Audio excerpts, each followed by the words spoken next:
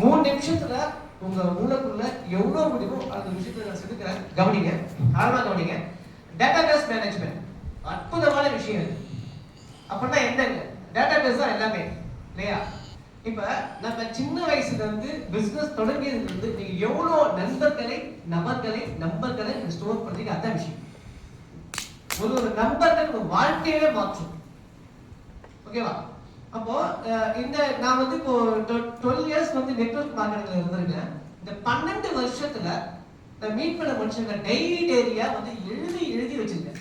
என் ஆபீஸ்க்கு தான் நான் காட்டுறேன். சில பேர் காமிச்சிருக்கேன், ஆபீஸ்க்கு 1 to 1 நான் காமிச்சிருக்கேன். ஆச்சரியமா பார்த்தாங்க. 2008ல இருந்து இவ்வளவு டைரி வச்சிருக்கேன். ஒரு நம்பரை கூட விட மாட்டேன். ஒரு செக்யூரிட்டி கிட்ட ஏடிஎம்ல நல்லா பேசினா கூட சார் உங்க நேம் என்ன பூச்செல்லாம் நமக்கு எதுவும் கிடையாது. நம்பர் வச்சுப்பேன், எங்கேயாவது கரெக்ட் ஆகும்.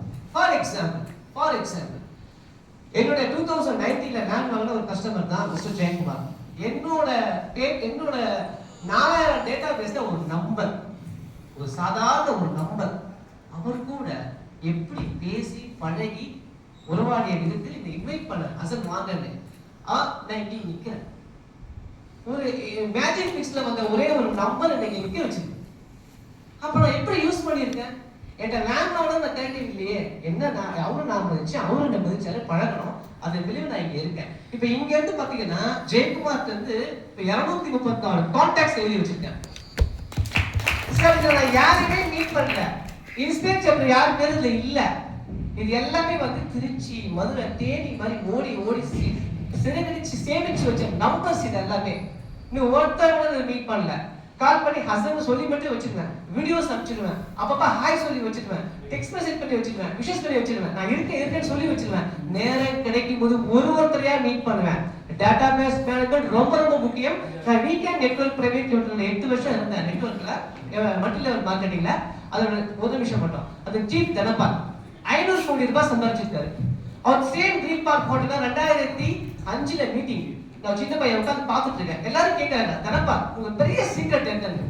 அவர் சொல்லுவாரு, என் சொந்த ஒரு சேலங்க, சேஷன் சாவடி, சாதாரண வில்லேஜ். நானு என் பிளஸ் பாயிண்ட் என்னன்னா 10 டைரி வச்சிருக்கேன்.